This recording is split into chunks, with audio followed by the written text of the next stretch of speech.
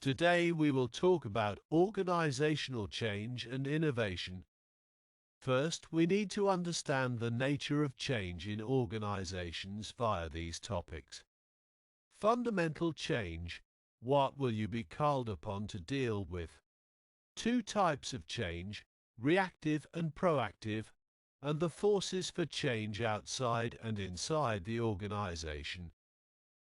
The marketplace is evolving towards specialized products and services tailored to individual consumer needs. This shift is driven by several factors, such as the rise of online shopping, which allows consumers to easily find niche products, and the increasing availability of information, enabling consumers to learn about different options. There is also a growing demand for personalized experiences. As competition increases, businesses must respond by bringing new products to market quickly. This requires a focus on innovation and a willingness to experiment in order to meet the demands of segmented markets effectively. The rapid pace of change poses a challenge for traditional companies, as they may struggle to compete. These companies might need to make significant changes to their business models to survive in the evolving marketplace. Offshore suppliers have transformed the way businesses operate by providing cost reductions and access to a broader talent pool. However, this has also intensified competition and necessitates strategic resource management. In the current economy, information is readily available to everyone, so businesses must offer more than just information to stand out. They need to provide their customers with knowledge, expertise, insights, or tailored solutions to specific problems in order to gain a competitive advantage. Okay, we have two types of change, reactive and proactive. Reactive change refers to making changes in response to unanticipated problems or opportunities. It involves reacting to external or internal factors that require a change in the organization's current processes, strategies, or structures. Reactive change is typically triggered by unexpected events such as technological advancements, market shifts, economic downturns, legal or regulatory changes, or unforeseen crises. The focus is on quickly identifying and addressing the immediate situation to mitigate risks, exploit opportunities, or resolve issues. Proactive change, on the other hand, involves taking planned and careful measures to manage anticipated problems or opportunities. It entails strategic thinking, long-term planning, and forecasting to stay ahead of the curve and minimize potential disruptions. Organizations engage in scanning the environment to identify potential areas of improvement, innovation, or growth. Proactive steps are then taken to prepare for and address these anticipated changes, often involving strategic initiatives, organizational restructuring, process improvements, or new product development. Proactive change enables organizations to be more adaptable, active, and resilient as they are better prepared to navigate expected changes. It allows them to capture opportunities, gain a competitive advantage, and effectively manage potential risks or disruptions. Both reactive and proactive change are important in organizational change management. While reactive change is necessary to address unforeseen events or challenges, proactive change allows organizations to be proactive, strategic, and forward-thinking in managing their future. A successful change management approach often balances both types of change to ensure organizational effectiveness and sustainability. Okay, as you can see, this diagram illustrates the external and internal forces of change that can affect an organization Outside forces of change are factors that are external to the organization and beyond its control, yet they can significantly impact its operations. Examples of outside forces include demographic characteristics, age, education, gender, technological advancements, stakeholder concerns, changing customer preferences, domestic and international competition, mergers and acquisitions, social and political pressures, and the impact of war. Inside forces of change, on the other hand, are factors within the organization's control that can lead to change. Examples of inside forces include the organization's values, leadership style, human resource concerns, employee skills, motivation, unmet customer needs, job dissatisfaction, absenteeism and turnover rates, productivity levels, employee participation and suggestions, manager behavior, conflict levels, reward systems, and structural reorganization. The need for change arises from the gap between the organization's current state and its desired future state. This need can be driven by both outside and inside forces. For instance, a change in customer preferences, outside force, may lead to the need for developing new products or services, inside force. Similarly, a change in leadership, inside force, may require the organization to restructure its departments or reporting relationships, inside force. Organizations must be aware of both outside and inside forces of change to effectively manage and adapt to them. Understanding these forces helps organizations develop strategies to navigate change and achieve their desired outcomes. Okay, in this section we will discuss three models of change.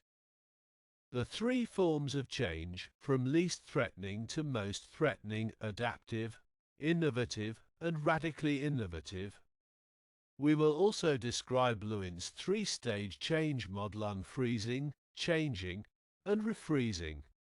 Finally, describing the system's approach to change inputs, target elements of change, and outputs. First model is three forms of change, from least threatening to most threatening. Let's explore them. Adaptive change is the least threatening type of change, as it reintroduces a familiar practice that has already been experienced within the organization. It is relatively easy to implement, with low complexity, cost, and uncertainty. An example of adaptive change is asking sales employees to work longer hours during a seasonal sale.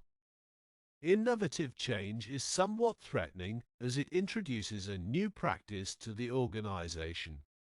It requires moderate effort to implement, with moderate complexity, cost, and uncertainty. Employees may feel some fear and resistance towards this type of change. For instance, a department store adopting a new practice like staying open 24 hours a day with flexible employee schedules can be seen as moderately threatening.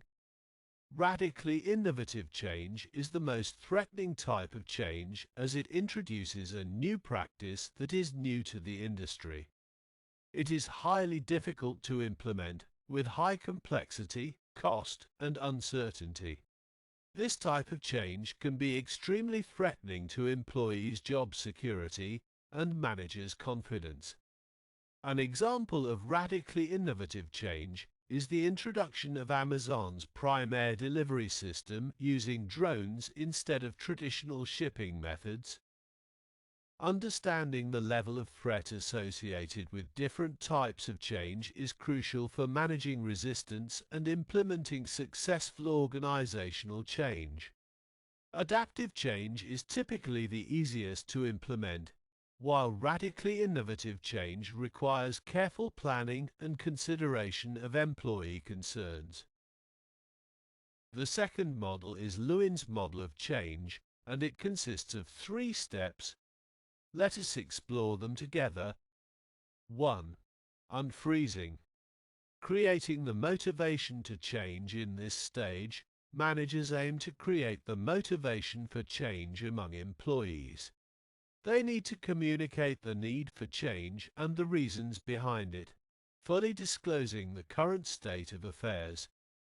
It is crucial for employees to become dissatisfied with the old ways of doing things, recognizing the limitations and shortcomings.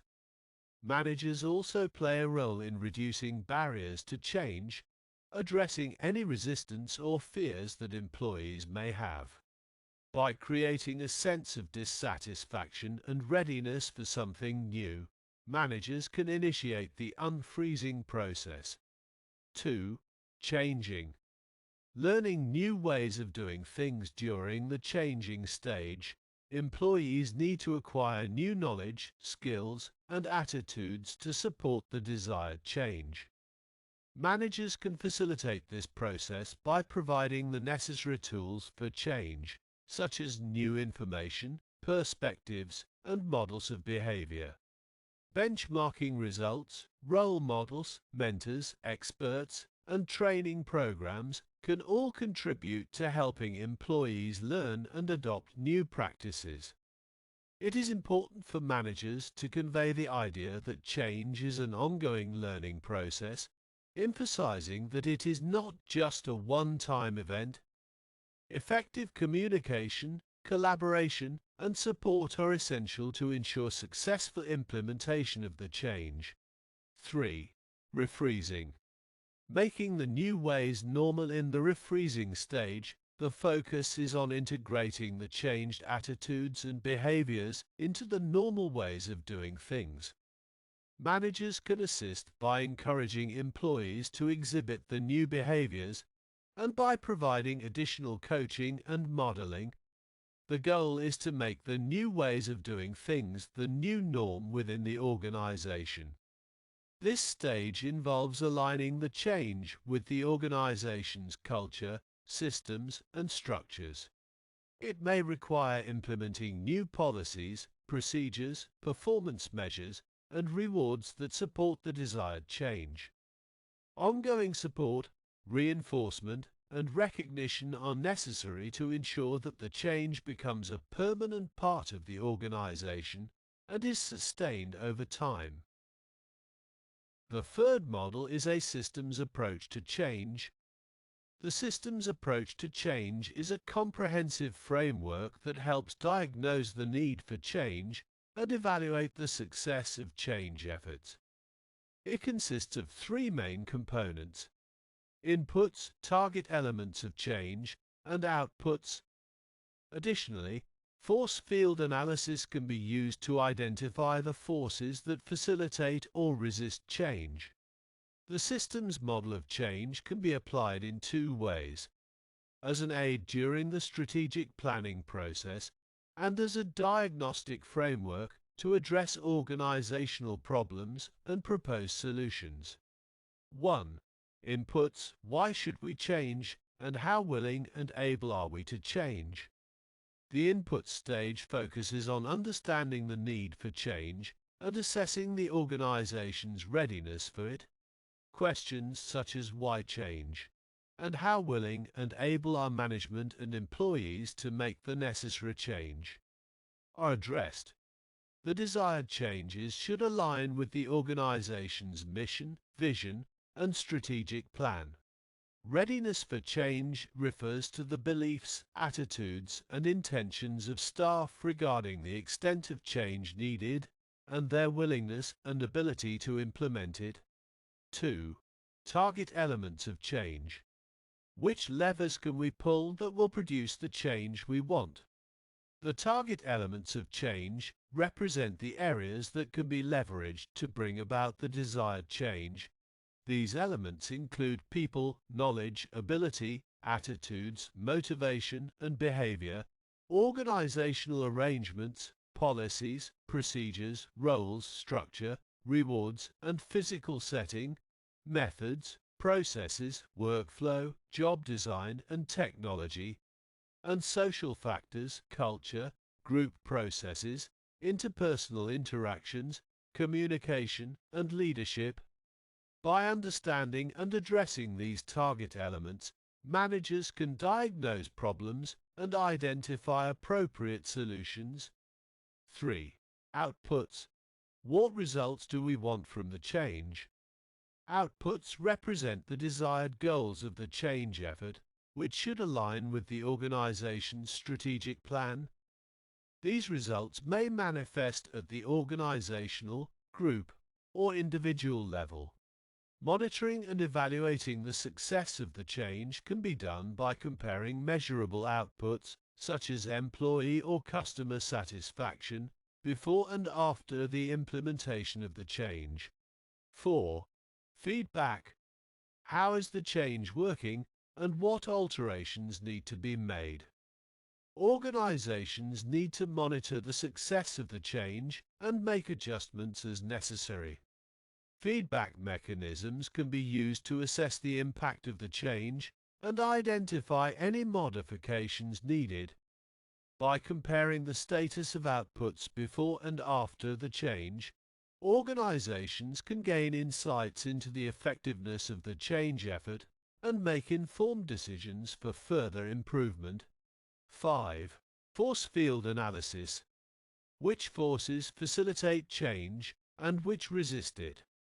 Force field analysis is a technique used to analyze the forces that either support or hinder the change process. It helps identify the driving forces that facilitate change and the restraining forces that act against it. By understanding these forces, managers can develop strategies to strengthen the driving forces and mitigate the impact of restraining forces, thereby increasing the chances of successful change implementation. In fact, the systems model of change offers a comprehensive framework for organizational improvement, serving two primary purposes. Firstly, it aids strategic planning by aligning change efforts with overarching goals. Secondly, it functions as a diagnostic tool, uncovering root causes of organizational issues and proposing targeted solutions. By assessing inputs, target elements of change, and desired outputs, organizations can develop effective change strategies. This approach provides a holistic view of organizational change, addressing interconnected elements within the system. It facilitates diagnosing needs, defining outcomes, monitoring progress, and overcoming resistance, ensuring effective and sustainable change management. Okay, now let us talk about organizational development (OD). What can OD be used for? How OD works? The effectiveness of OD. What can OD be used for? By 3 ways. 1. Improving performance through conflict resolution. Organizational development (OD) experts help improve organizational performance by resolving conflicts, enhancing communication, and fostering collaboration. Their interventions lead to better individual and team dynamics. 2. Revitalizing organizations for technological change. OD plays a key role in helping organizations adapt to rapid technological advancements. By promoting effective communication, innovation, and stress management, OD interventions support organizational sustainability and growth. 3. Facilitating smooth mergers. During mergers and acquisitions, OD experts assist in integrating different cultures and systems. They manage the transition by addressing cultural differences and implementing change management strategies, thus reducing anxiety and turnover. In essence, OD interventions are pivotal in addressing challenges and supporting organizational improvement, revitalization, and adaptation, ultimately boosting performance in a dynamic business landscape. How OD works? It works via diagnosis, intervention, evaluation, and feedback. Let's explore this process. Diagnosis. The OD process begins with diagnosing the gap between the current state and desired outcomes using tools like surveys and interviews to understand attitudes and identify issues. Intervention. After identifying problems, appropriate actions are taken to address them, with OD consultants and management teams working together to design and implement these interventions. Evaluation. The effectiveness of interventions is objectively evaluated by comparing new data with previous metrics and using feedback tools to gauge changes in employee attitudes. Feedback. If evaluations indicate ineffective interventions or incorrect diagnoses, the process is refined through a feedback loop, allowing for continuous improvement and adjustments. This iterative cycle ensures that organizations can effectively address problems, implement solutions, and achieve their desired outcomes. Okay, now the effectiveness of OD. Multiple interventions. Successful OD programs often utilize a combination of interventions. These interventions can include goal setting, feedback mechanisms, recognition and reward systems, training and development initiatives, employee participation, and challenging job design. Each intervention targets specific areas of improvement and has shown positive results in enhancing performance and job satisfaction. Management support. The support and commitment of top managers are crucial for the success of an OD program. When managers actively endorse and support the change process, it creates a positive organizational climate and encourages employee participation and engagement. Utilizing employee feedback during the change process is one way to demonstrate management support and fosters a sense of ownership among employees. Goals geared to both short and long-term results. Effective change programs consider both short-term and long-term goals. It is important not to engage in organizational change simply for the sake of change, but to focus on producing positive results. By setting goals that align with both immediate and long-term outcomes, organizations ensure that the change efforts contribute to sustainable improvements and desired outcomes. OD is affected by culture. Culture plays a significant role in the effectiveness of OD interventions. Different cultures have unique values, norms, and ways of working, which impact how change initiatives are received and implemented. Therefore, an OD intervention that has been successful in one country or cultural context may not necessarily yield the same results in another country or cultural setting. Cross-cultural considerations must be taken into account when designing and implementing OD interventions to ensure their relevance and effectiveness. In this section, we will talk about organizational innovation. Approaches to innovation. The type of innovation typically falls into two main categories: product innovation and process innovation. Product innovation involves changes in the appearance or functionality of a product or service, or the creation of entirely new offerings. On the other hand, process innovation pertains to changes in how a product or service is conceived, manufactured, or distributed. In terms of focus, innovations can be classified as improvement innovations or new direction innovations. Improvement innovations aim to enhance existing products, services, or processes, often through incremental changes.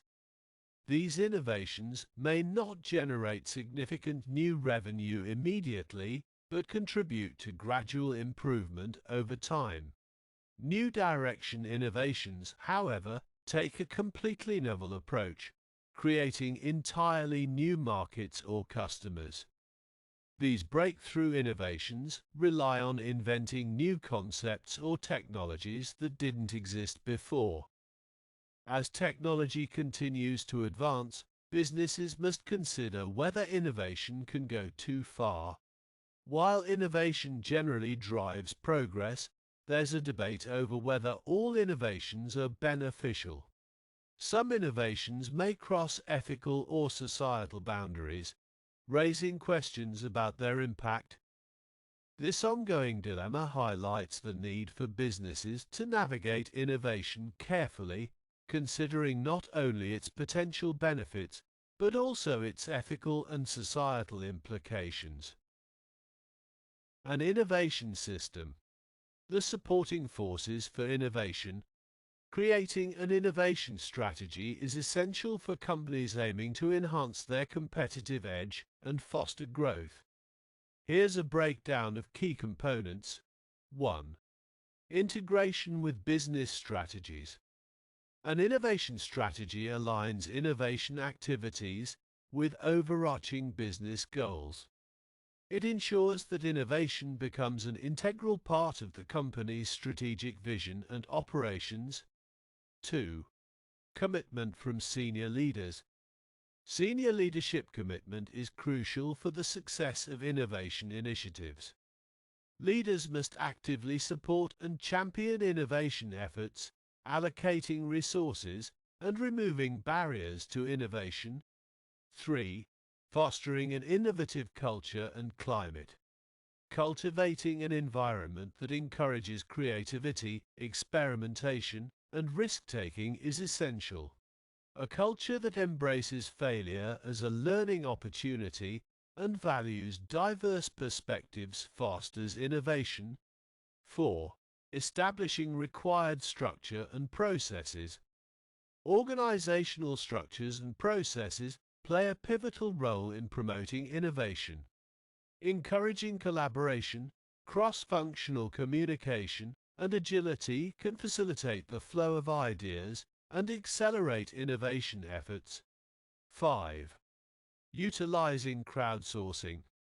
Crowdsourcing offers a platform to tap into the collective intelligence of a diverse group of individuals. By leveraging the power of crowds, companies can source innovative ideas, solutions, and feedback from a wide range of sources. Developing the necessary human capital refers to nurturing the knowledge and abilities of individuals within an organization to drive innovation. Human capital is the productive potential that stems from an individual's skills and actions. Research has highlighted specific employee characteristics that contribute to innovative thinking and problem solving. To effectively promote innovation, it is essential for human resource (HR) policies, practices, and procedures to be consistent with and reinforce other aspects of the organization's innovation system. Alignment between HR practices and the desired outcomes of innovation is crucial. Unfortunately, performance management and incentive structures often fail to adequately encourage and support innovation. Allocating appropriate resources is vital for fostering innovation within an organization. This means investing resources such as people, finances, time, energy, knowledge, and focus into initiatives that support innovation. It is important for organizations to demonstrate their commitment to innovation by dedicating the necessary resources to its development, rather than merely paying lip service to the idea. The last topic we will discuss is the causes of resistance to change. It is important to acknowledge that not all employees will readily accept organizational changes, which can result in resistance. Resistance to change is a common phenomenon in organizations, characterized by emotional or behavioral reactions to perceived threats to established work routines. It can manifest in various forms, ranging from passive resignation to deliberate sabotage. This resistance is often influenced by three key factors. 1. Employee characteristics. Each employee brings unique traits, behaviors, and perceptions to the table. These individual differences shape how they respond to change. Self-assessment tools like "How adaptable are you?" can help individuals reflect on their adaptability levels and identify strategies to enhance their openness to change. 2. Change agent characteristics. The change agent, typically a catalyst for organizational change, also possesses distinct attributes that influence how they navigate change initiatives. Factors such as leadership style, personality, empathy, and cultural awareness can either facilitate or hinder the change process. 3. Change agent/employee relationship. The dynamic between change agents and employees plays a crucial role in mitigating resistance. Trust between parties fosters openness and collaboration, whereas mistrust breeds secrecy and further resistance. Establishing mutual trust and transparency is key to overcoming resistance and fostering successful change implementation.